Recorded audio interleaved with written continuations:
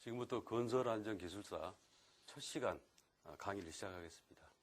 건설안전기술사의 가장 기본이 되는 건설 산업안전보건법, 산업안전보건법에 대해서 설명을 드리겠습니다.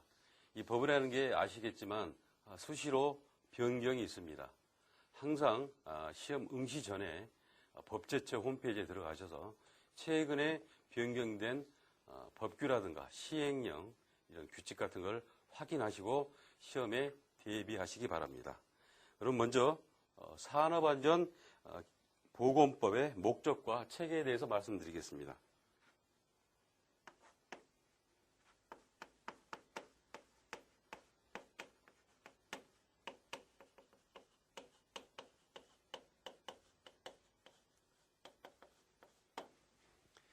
이런 문제는 많이 나오지 않는데 먼저 산업안전보건법에 관련된 문제가 나왔을 때 우선 법의 목적이라든가 이런 것을 기본적으로 나열해 주는 게 답안지 작성에 충실한 내용이 될 수 있겠습니다. 보시면 산업안전보건법이라는 것은 건설 현장에서 근로자의 안전, 보건을 확보하고 생명과 신체를 보호하기 위한 강제성이 있는 규범입니다. 그러니까 꼭 지켜야 될 의무사항이라고 보시면 되겠습니다. 두 번째, 사업장에서 사업주 및 근로자가 산업재해 예방을 위해 수행해야 할 업무 내용을 법제화한 것이 산업안전보건법이 되겠습니다. 보건법의 목적은 저희가 금방 제가 개요 부분에서 말씀을 드렸는데 이걸 도시화해서 제가 교재에 표시를 했습니다. 3단계 정도로 우리가 보통 모든 법이 그렇습니다. 3단계 정도로 이 목적이나 체계가 이루어져 있습니다. 목적의 3단계를 보시면 기준 확립, 책임 소재를 명확히 하고 재해 예방 및 쾌적한 작업 환경을 조성하고 마지막으로 근로자의 안전, 보건 유지를 증진시키는 게 산업안전보건법의 목적이 되겠습니다. 세 번째 나무는 법령의 분류는 그렇게 중요하지 않습니다. 법이 어느 형태로 분류되는지 법 아래 시행령이 있고 시행규칙, 예규, 교시, 훈령, 지침이나 수칙이 있습니다. 이런 게 심의와 재개정권자들이 어디 있는가 기본적으로 이 정도만 파악해 두시면 되겠습니다. 네 번째, 법의 체계와 구성입니다. 금방 말씀드린 분류 부분을 좀 상세하게 기술한 내용입니다. 한번 읽어보시면 되고요. 크게 중요한 사항은 아닙니다. 법은 산업안전 예방을 위한 기본 제도가 되겠고요. 시행령은 법 아래에 있는 법에서 위임된 사항이라든가 제도, 시행 대상, 범위, 종류를 설정하는 게 시행령이 되겠습니다. 시행령의 아래 단계인 시행구칙은 안전상 조치라든가 보건상 조치, 또 유해위험 작업의 취업 제한에 관한 규칙을 기준하고 있는 게 시행규칙이 되겠습니다. 또 고시, 예규, 훈령 이런 부분은 검정사항이라든가 행정적 절차, 훈시, 지침들이 시달되는 게 고시, 예규, 훈령이 되겠고요. 그 아래에 있는 게 기술상 지침을 말합니다. 특히 산업안전보건공단에서 하고 있는 코샤 코드라든가 그다음에 공기관의 상위법 내의 안전기준 등이 기술상 지침이 되겠습니다. 여섯 번째는 안전수칙은 사업주가 제정하게 되어 있습니다. 예를 들면 통행제한, 규정속도를 현장 내에서 20km, 10km 이내로 규정한다든가 개인 보호구 착용 방법이라든가 이런 부분을 결정하는 게 안전수칙이 되겠습니다. 법에 대한 문제가 나오면 문제점과 보통 대책을 기술하게 되어 있습니다. 모든 법은 완전한 법이 없습니다. 항상 문제점이 있고 문제점을 계속 업그레이드, 해결하는 게 법에 보완되는 사항이 되겠습니다. 문제점은 여러 가지가 있습니다만은 간략하게 몇 개 타법, 그러니까 산업안전보건법이라든가 건설기술진흥법, 시설물 안전관리 특별법 이런 관련 법규와 조화가 부족하다든가 구체적으로 기술된 내용이 좀 부족하고 근로자의 제재 조치가 미흡합니다. 현장에 보면 관리 책임자에 대한 제재 조치는 굉장히 강한데 근로자에 대한 제재 조치가 현재 현장에서 안전보호구를 착용하지 않는다든가 음주를 한다든가 이런 부분은 바로 현장 내에 퇴출이 됩니다만 이런 부분도 약합니다. 좀 강하게 해서 근로자 스스로가 안전에 대한 책임감을 느끼게 해줄 수 있는 게 법에 포함시켰으면 하는 내용이 되겠습니다. 다음에 환경에 관련된 내용이 부족하고 아직까지는 선진국을 모방하고 전문가의 활용이 미흡한 게 우리 산업안전보건법의 문제점이 되겠고요. 여기에 대한 개선 방향으로 문제점에 대한 부분을 해결해 주면 되겠습니다. 타법과의 조화라든가 구체적인 내용을 삽입시키고 근로자의 제재 조치를 현실화시키고 환경 기준을 도입하고 전문 인력 양성을 활용하는 게 개선 방향이 되겠습니다. 7번째 마지막에 나오는 결론은 10점 문제가 아니고 우리가 25점 서술형 문제가 나올 때 쓸 수 있는 내용이 되겠습니다. 보시면 법에 대한 기준을 간략하게 제가 도시화를 했습니다. 그림을 보시면 아시다시피 관련법의 조화라든가 환경기준 전문가를 육성해서 실정에 맞는 법을 제정하고 근로자 재해 예방을 시켜서 선진 안전 문화를 정착시킨다 이렇게 한눈에 볼 수 있게끔 도시화를 한 내용입니다. 아래 보시면 산업재해라고 저희가 당구장 표시가 되어 있는 부분은요. 산업안전 규정이 근로자 업무에 관계되는 건설물 설비 원재료 가스 중에 분진에 의하거나 작업 또는 그 밖의 업무로 인해 사망 또는 부상하거나 질병에 걸린 것을 산업재해라고 규정을 하고 있습니다. 참고로 알아주시면 되겠고요. 두 번째, 정부, 사업주, 근로자, 현장에 관련되는 우리 건설 현장에 관련되는 정부라든가 사업주, 근로자에 대한 부분은 어떤 의무가 있고 책무가 있는가 기술에 있는 내용입니다. 먼저 정부에 대한 책무는 교재에 보시면 총 10가지가 기술되어 있습니다. 보시면 제가 간략하게 중요한 부분만 몇 가지 말씀드리겠습니다. 산업안전보건정책을 수립한다든가 진행하고 조정 및 통제하는 책무가 있고요.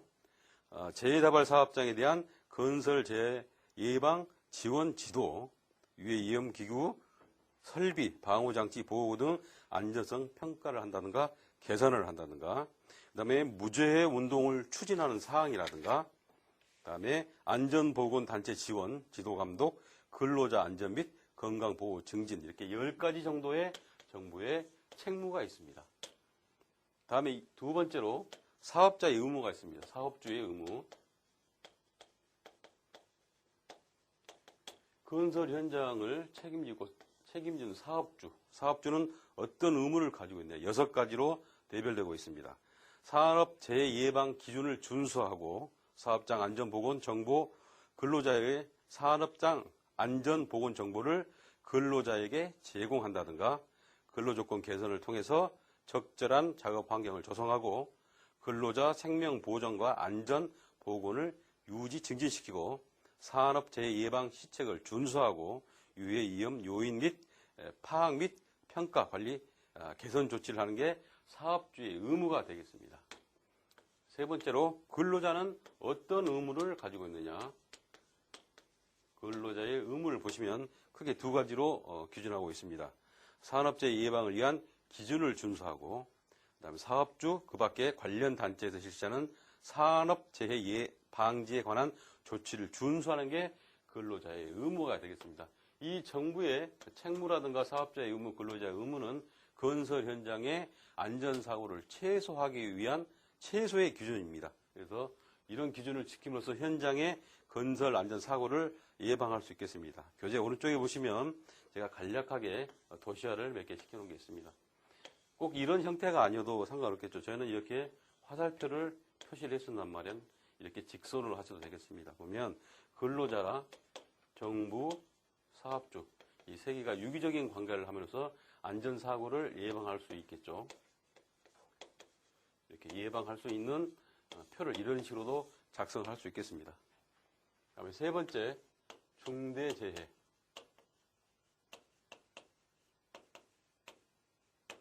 단답형 문제로 가끔 나오고 하는 문제입니다. 가장 중요한 게 중대재해가 무엇인지 정확히 규정해 주는 게 좋습니다. 중대재해라는 것은 어떤 사고를 가지고 중대재해로 하느냐. 사망자가 1명 이상 발생했다거나 3개월 이상 요양을 요하는 부상자가 동시에 2명 이상 발생하거나 부상자 또는 직업성 질병자가 동시에 10명 이상 발생했을 때 이를 우리가 중대재해로 합니다. 사망자 1, 3개월 이상 부상자 2, 부상자가 10명. 그래서 1, 2, 10 이 기준이 우리가 중대재해라고 하고 있습니다. 중대재해가 발생했을 때 어떻게 보고를 할 거냐? 보고 시간을 보게 되면 중대재해가 발생하면 즉시 보고를 하게 되어 있습니다. 부상재해가 발생하면 1개월 이내에 근로복지공단에 산업재해를 신청했을 때는 예외가 되겠습니다만은 1개월 이내에 우리가 보고를 하게 되어 있고 천재지변이 발생했을 때는 즉시 보고하기 어려울 겁니다. 천재지변이 소멸된 후에는 바로 보고하게 되어 있습니다. 그러면 보고할 때 내용은 어떤 내용을 써서 보고를 할 것이냐. 먼저 발생 개요, 두 번째로 피해 상황, 세 번째 조치 및 사후 전망, 또 네 번째 기타 중요한 사항, 이 네 가지를 우리가 보고 내용에 포함시키면 되겠습니다. 네 번째 나와 있는 재발생 시 조치 순서 플로우 차트가 되겠습니다. 항상 우리가 무슨 설명을 할 때 가장 상대가 이해하기 쉬운 게 도시화입니다. 그래서 우리가 가장 많이 쓰는 사각형으로 만들어서 제가 단계별로 7단계에 거쳐서 어떻게 조치를 할 것인지 교재에 표시를 했습니다. 보시면 가장 먼저 처리할 게 긴급 처리가 되겠습니다. 피해자에 대한 응급 조치라든가 피해 확산을 방지시키고 관계자에 통보한다든가 현장을 보조시키는 단계 긴급 처리 단계와 두 번째 긴급 처리가 끝나면 재해 조사를 실시를 해야 됩니다. 다음에 대책을 수립하고 실시 계획을 수립한 다음에 실시실에서 평가를 합니다. 그래서 이런 7단계를 거쳐서 차후에 동일 안전사고가 발생하지 않게끔 현장을 관리하는 게 가장 큰 우리가 조치사항, 이 조치사항을 정리하는 가장 큰 목적이 동일 사고가 발생하지 않게 하는 게 가장 큰 목적이 되겠습니다. 이렇게 이 사항이 만약 조치라든가 이런 보고가 되지 않았을 때 우리가 벌칙 사항이 있습니다. 중대재해가 발생했을 때 조사를 방해할 목적으로 현장을 훼손했을 때는 우리가 1년 이하 징역 또는 1,000만 원의 벌금에 처하게 되어 있습니다. 그러니까 중대재해가 발생할 때 가장 중요한 게 즉시 보고하는 거, 그다음에 1, 2, 10 사망자 1명 이상, 부상자 2명, 질병자 10명 이상 발생한 게 중대재해다. 이거를 기억해 주시면 되겠습니다. 네 번째, 4번 문제를 보시면 산업재해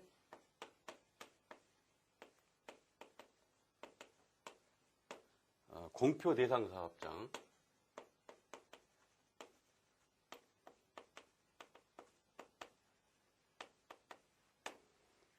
이 산업재해 공표 대상 사업장 대상이 최근에 약간 변경이 됐습니다. 변경 내용은 제가 뒤에서 설명을 드리고요.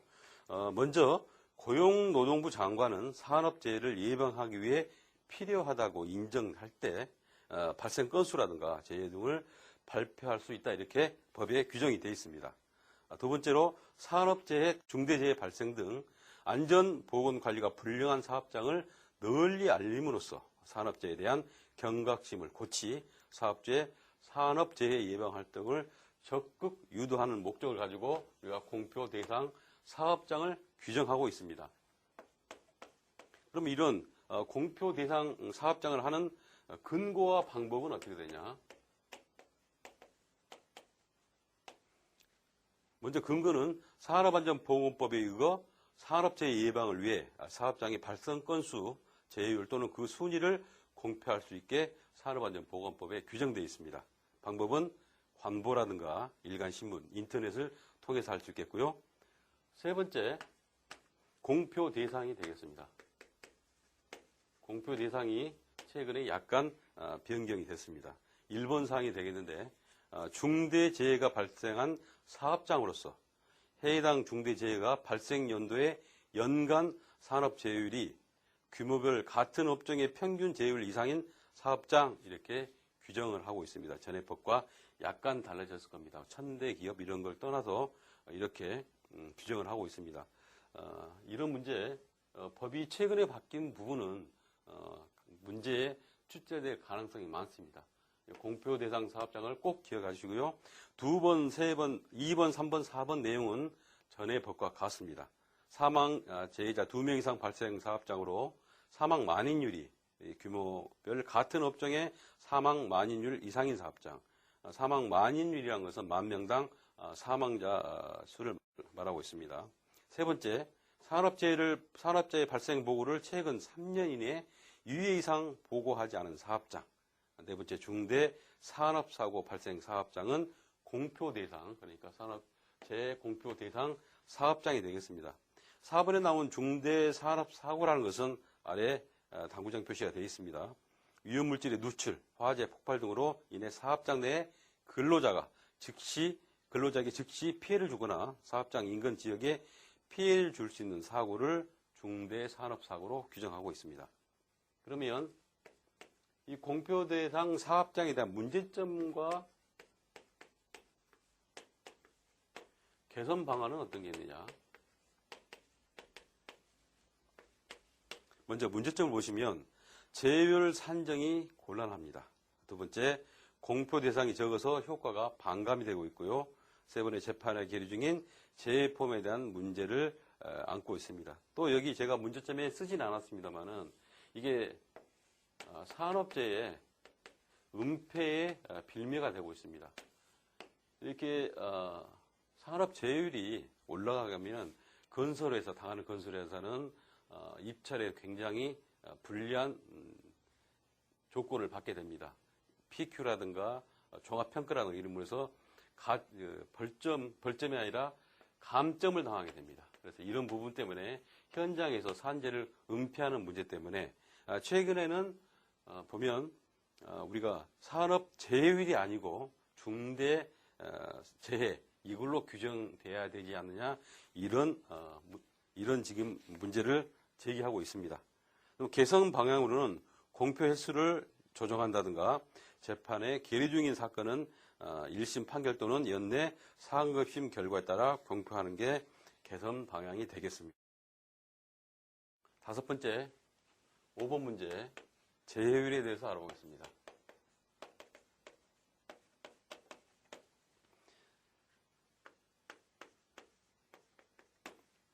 재해율이라는 것은 고용노동부 장관은 산업재해 예방을 위해 필요하다고 인정할 때 사업장의 산업재해 발생 건수, 재해율 또는 순위를 발표할 수 있게 법에 규정이 되어 있습니다. 재해율에는 환산재해율, 강도율, 도수율 등이 있으며 환산재해율이라는 것은 재해자 수의 경우 사망자에 대해 가중치를 부여하는 방식을 말하고 있습니다. 그럼 가장 많이 쓰는 환산재해율, 환산재해율은 저희가 여기 예를 들어서 표시를 했습니다. 상시 근로자 수분의 환산재해주수 곱하기 100 이렇게 해서 예시를 들어서 제가 환산재해율 구하는 방식을 제가 표시를 해 두었습니다. 한번 보시고 보면 금방 이해가 되실 것입니다. 두 번째 보시면 사망률이라든가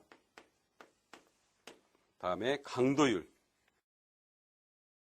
계속해서 보시면 도수율 이런 부분은 제가 자세히 풀이를 해놨으니까 한번 보시면 금방 이해가 되시겠습니다. 그래서 우리 환산재해율이라든가 사망률, 강도율 이런 문제가 나왔을 때는 전체적으로 이런 부분을 환산재해율만 나왔다고 해서 환산재해율만 기술할 게 아니고 도수율, 사망률, 강도율도 같이 간략하게 기술해 주시면 되겠습니다.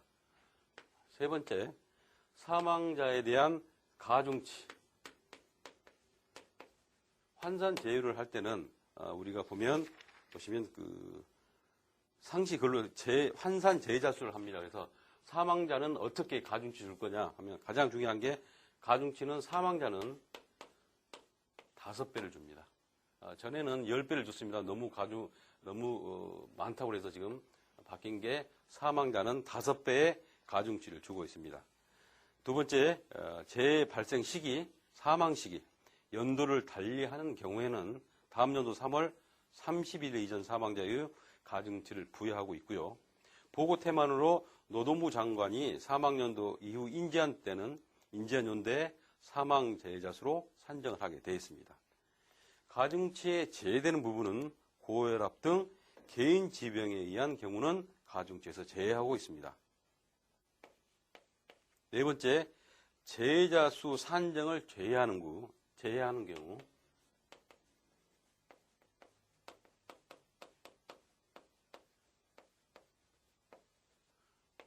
재해자 수를 산정할 때 제외하는 경우는 사업주의 법 위반으로 인한 것이 아닌, 그러니까 사업주가 건설 현장의 안전 표지라든가 규칙이라든가 이런 것을 근로자에게 고지하지 않았다든가 이런 부분이 아닌 산업재해를 말합니다. 1번부터 우리가 6번까지 기술이 되어 있습니다. 방화, 또 근로시간, 근로자 간 또는 타인 간의 폭행, 도로교통법에 의한 사고, 태풍, 홍수, 지진, 눈사태나 이런 거 하는 천재지변. 네 번째, 작업과 관련이 없는 제3자의 과실. 다섯 번째, 진폐증. 여섯 번째, 그 밖에 야유회라든가 체육행사, 취침, 휴식증의 사고 등 건설 작업과 직접 관련이 없는 경우 이렇게 규정을 하고 있습니다. 보면은 건설 작업과 관계는 없지만 건설 작업과 연장이 되는 부분은 우리가 법에서도 이렇게 재해자 수로 인정하는 경우도 있습니다. 다섯 번째 보시면 건설 재해 현황을 제가 표로 지금 만들어 놨습니다. 표를 보시면 2009년부터 15년까지 각 연도별로 증가한 표시가 되어 있습니다. 답안지를 작성하실 때 이 모든 것을 표를 외우기는 불가능하실 겁니다. 그러니까 가장 최근에 한 3년 정도의 수치 몇 가지 정도, 사망자 숫자 정도만 외워서 간략하게 표를 하나 작성해서 만들어 주신다면 아주 좋은 답안지가 되겠습니다. 6번 문제 보겠습니다. 안전보건 표지.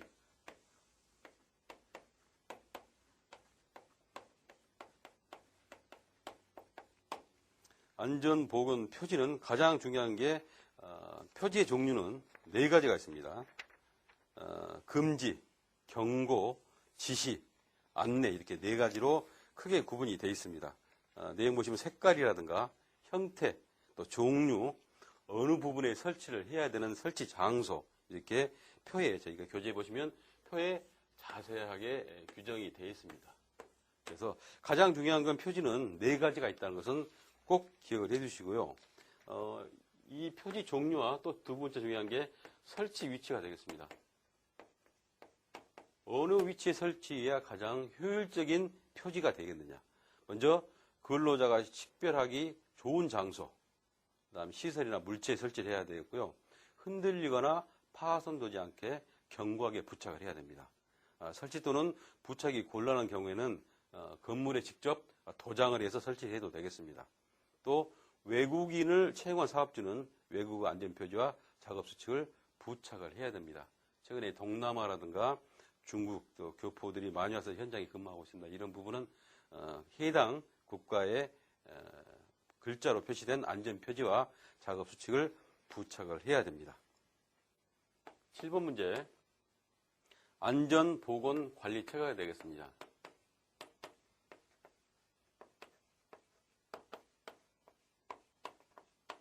안전보건관리체계의 목적을 먼저 보시게 되면 안전보건관리체계를 확립한다든가 사고 예방 활동의 조직화, 위험 요소를 사전에 제거하고 기술 순지를 향상시키고 기업 손실을 방지하기 위해서 안전보건관리체계를 우리가 법에서 규정하고 있습니다.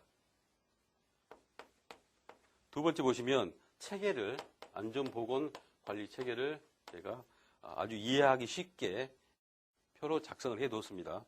가장 위에 안전보건 총괄 책임자가 있고, 가장 위에 사업주가 있고, 사업주 옆에 산업안전보건위원회라든가 총괄 책임자, 그다음에 안전보건관리 책임자, 관리감독자, 근로자 이렇게 쭉 표시가 되어 있습니다. 이 부분에 뒤에 보시면, 교재에 보시면 설명이 되어 있습니다. 안전보건 관리 책임자.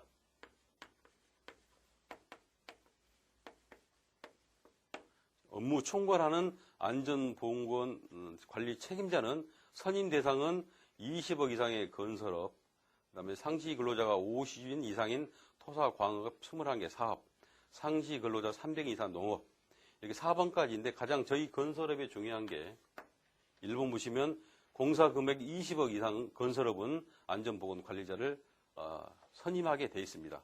선임 보고는 사업주는 선임 또는 다시 임명할 때 보고서를 관할 지방 노동관서에 제출 및 보관하게 되어 있습니다. 직무는 보시면 우리가 1번부터 9번까지 나열이 되어 있습니다. 이 부분을 다 암기하기는 어려우실 거고요. 한 4가지, 5가지 정도만 기본적으로 알아주시면 되겠습니다. 재해예방 계획을 수립한다든가 안전보건 교육에 관한 사항이라든가 근로자의 건강진단 이런 9가지 사항이 안전보건 관리 책임자의 직무가 되겠습니다. 네 번째로 우리가 안전보건 총괄 책임자.